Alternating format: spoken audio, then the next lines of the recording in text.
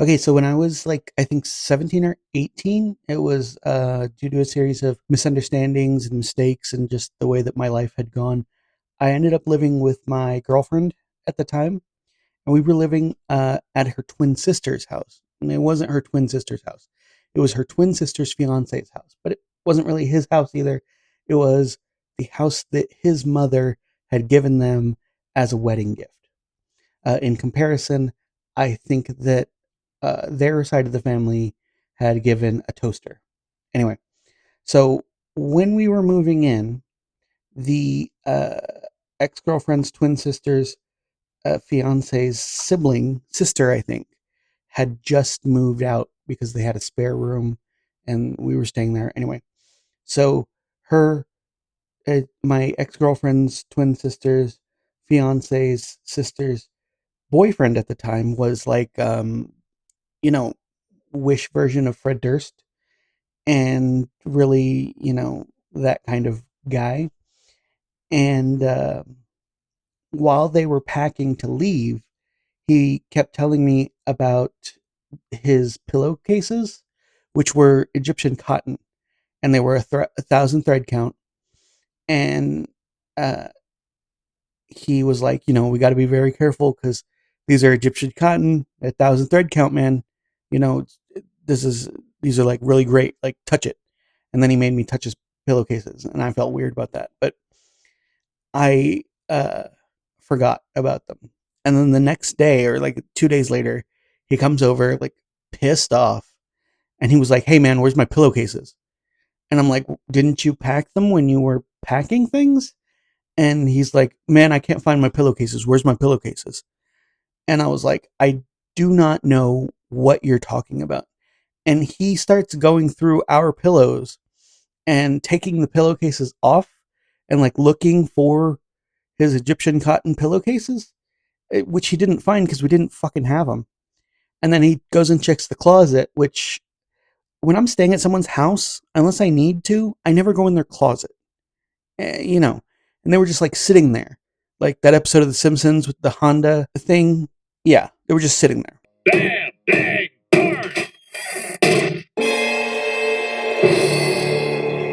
and he was like, "Oh, here they are." And he just takes them. And he was like, just, they're Egyptian cotton, thousand thread count. And it became very clear that this was probably the best thing that this guy owned. Um, which I don't know why I still carry that memory, but I think it's the only time I've ever been in danger due to pillowcases, because that guy felt like he was going to come to blows about it. And I decided to share that with you. I don't know why it's been in my mind recently. It's been on my mind recently, but um, happy Pride Month, everyone, and happy Father's Day. I know that I'm late, but just like your dad going out to get smokes, I finally came back.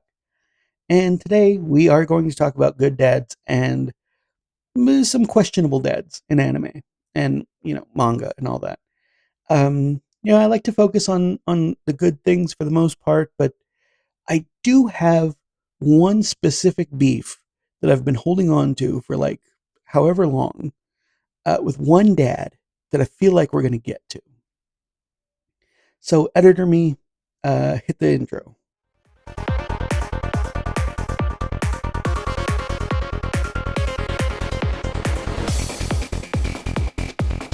I decided to shorten the intro. I felt like it was a little too long and a little too loud. Let me know what you think in the comments. So, good dads. I'm going to start with one of my favorite dads in all of anime slash manga. I'm just going to say anime, but you know what I mean. Um, and that's Kurosaki Isshin, Ichigo's dad from Bleach. I feel like um, he kind of breaks the uh, tropes of being a dad in an anime where, yeah, he lied to his son. That's a pretty normal thing. But once the truth comes out, he kind of lets everything spill. And he's not like, hey, we did this for your protection. He's more like, hey, this was probably the wrong move, but we had to do it. And not only that, but he's always supportive of Ichigo, no matter what. Um, he absolutely loves his daughters. Um, and he's just a good amount of goofy, like, uh, gag manga dad up until we find out that he's an absolute badass. And I love all of that for him. Um, even to the point of like 10 years later having a shrine for his wife, which I think is really funny and also really sweet. So yeah, Kurosaki Isshin, if we could have more dads like you, um, I think manga overall would be more interesting.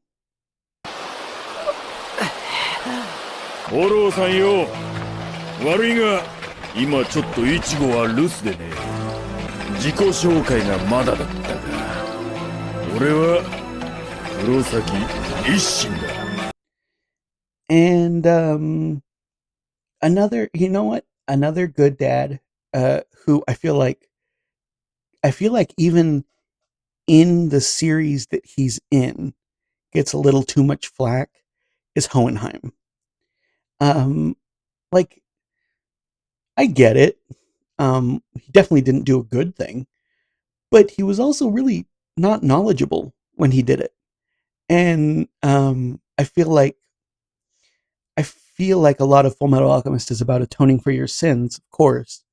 You know, in a really literal way.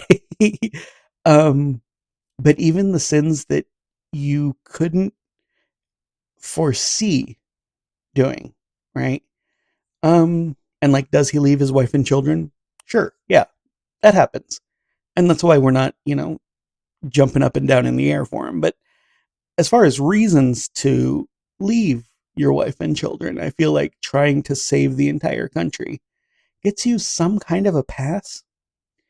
But the other side of it is, I feel like that story portrays two siblings who have kind of partially raised each other really well. And you got to have an inciting incident for that, you know?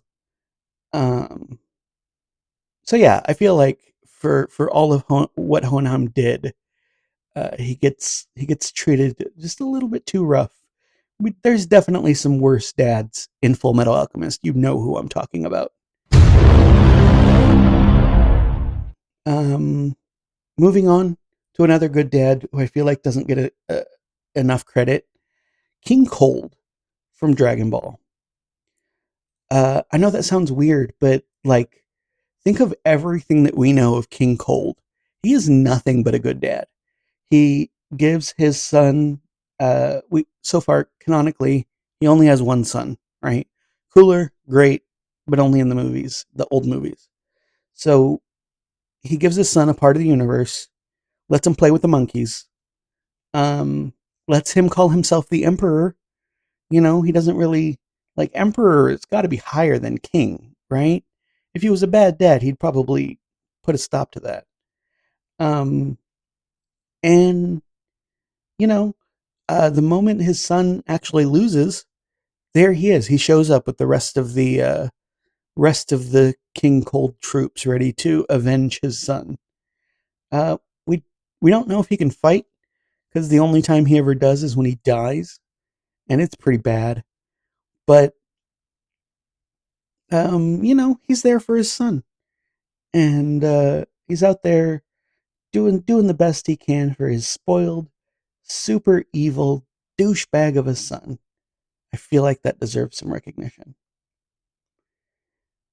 While we're on Dragon Ball, I feel like there's something that we in the fan base have to talk about, and that is, we're all really mean to Goku as a dad, and I get it, because one, it's funny. It's always funny, especially what um, Four Star did with Goku as an absent dad. Mom, what happened? Your dad is dead! For good! But he just got back from his training. After getting back from Namek. After getting back from his training. After being dead. Fly, son. But he is a perfectly normal dad by 80s and 90s Japanese standards. And there's a thing of like, well, does that make him a good dad? Good question. I'm not entirely sure. Um, but a lot of times in Japanese households, your dad would get forcibly transferred to another branch of the company. So he'd go and live somewhere else for a while. And that's just how it was. Like, is that a cultural issue? Probably. But does that mean he's a bad dad? I mean, when he's there, he's attentive, he cares about his son. Anytime Gohan or Goten is in danger, you know, he's right there to be a dad. And I feel like that's worth something. Um, and then the one that gets a lot of recognition as a dad is Vegeta. And I have to call attention to, is Vegeta really much better of a dad than uh, Goku? I'm just gonna say, like, he doesn't have a job. He doesn't even try to get a job. Does he need to? No, but he doesn't. Right?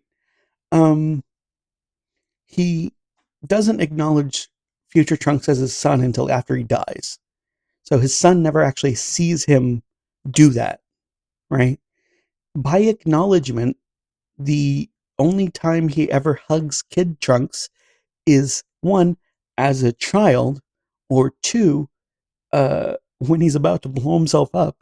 And what we have uh, as evidence as fans is Dragon Ball Super, where he holds Bra and kind of complains about wanting to give her a Saiyan name, and Dragon Ball Super, where he finally acknowledges future Trunks as his son, as his bloodline, right?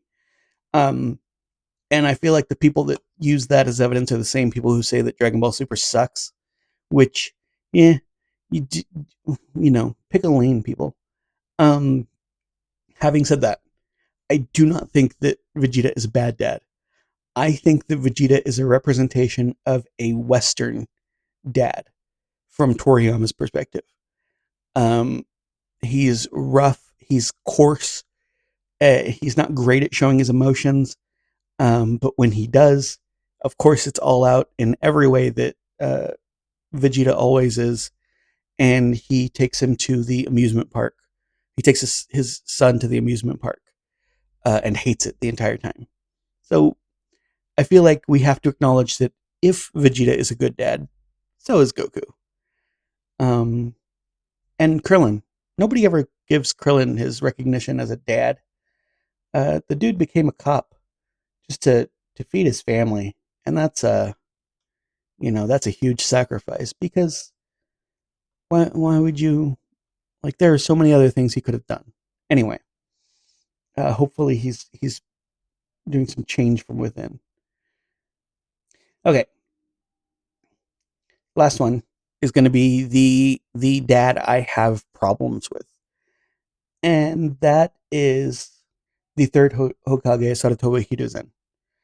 Um, so talking about him as the Hokage, the village leader, he's kind of like the village's dad, right? And we know that he has done um, two things.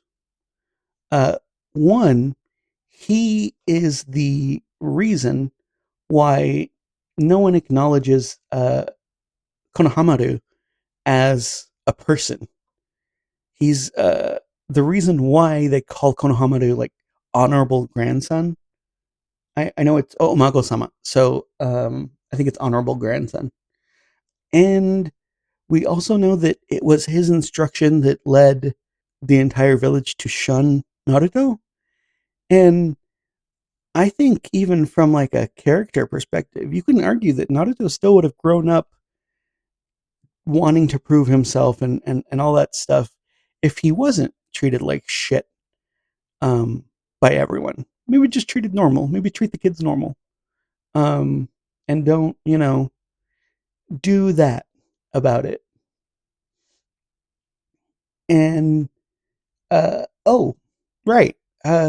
Also, while I was doing research for this, I found out that he got in a fight with Azuma, which caused Azuma to leave the village for a while. So not only is he not a good Hokage, aka village dad, he's not a good dad in general.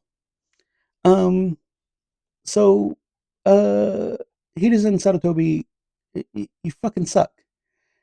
And, you know, he sucks so much that his other son isn't even in the series.